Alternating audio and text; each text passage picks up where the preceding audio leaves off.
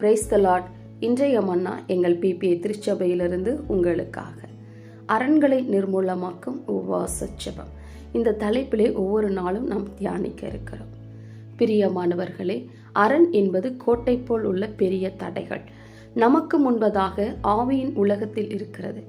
கண்ணுக்கு தடைகள் தெரிந்தால் நேரடியாக எவ்வளவு பெரிய ஆயுதத்தை கொண்டும் நாம் அதை தகர்க்கலாம். ஆனால் இந்த தடை ஆவியில் நமக்கு உண்டாயிருக்கிறது. பழைய ஏற்பாட்டு நாட்களில் தங்கள் நாடுகளை பிடிப்பதற்கும் தங்களின் சுதந்திரத்தை காக்கவும் மாம்சத்தில் யுத்தம் செய்தார்கள். அதற்கென்று போர்க்கருவிகளை பயன்படுத்தினார்கள். ஆனால் புதிய ஏற்பாடு வரும் பொழுது நாம் எல்லாரும் ஆவியில் யுத்தம் செய்கிறவர்களாய் நாம் இருக்கிறோம்.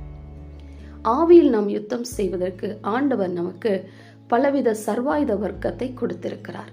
அவற்றை நாம் சரியான முறையில் தேவ பலத்தில் பயன்படுத்தினால் கர்த்தர் நமக்கு நிச்சயம் வெற்றி தருவார். முதலாவது, எதற்காக நாம் ஆயுதங்களை பயன்படுத்த வேண்டும்? எபேசியர் 6:13 வாசிக்கும் பொழுது, தீங்கு நாளில் அவைகளை நீங்கள் எதிர்க்கவும் சகலத்தையும் செய்து முடித்தவர்களாய் நிற்கவும் திராணி உள்ளவர்களாகும்படிக்கு தேவனுடைய சர்வாயுத வர்க்கத்தை எடுத்துக்கொள்ளுங்கள் என்று நாம் வாசிக்கிறோம். நாம் எடுக்க வேண்டிய முதல் 3 ஆயுதங்கள் விசுவாசம் என்னும் கேடயம், பட்டயமாகிய வேத வசனம், உபவாச ஜெபம். எல்லா சூழ்நிலைக்கும் ஒரே மாதிரியான வசனத்தை நாம் பயன்படுத்த முடியாது. வசனம் நன்றாக அதிகமாக தெரிந்திருக்க வேண்டும்.